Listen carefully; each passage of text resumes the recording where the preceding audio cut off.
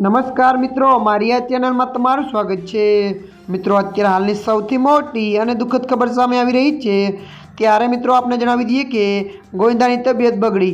જ્યાં મિત્રો વિગતવાર આપને જણાવી દઈએ કે અભિનેતા ગોવિંદા મહારાષ્ટ્ર વિધાનસભા ચૂંટણીમાં સીએમ એકનાથ શિંદેની પાર્ટી શિવસેના માટે પ્રચાર કરી રહ્યા છે અને શનિવારે જલગાંવ જિલ્લાના પચારણમાં પાર્ટીના ઉમેદવારના સમર્થનના પ્રચાર કરતી વખતે ગોવિંદાની તબિયત બગડી અને તે રોડ શો અધવચ્ચે છોડીને મુંબઈ જવા રવાના થઈ ગયા।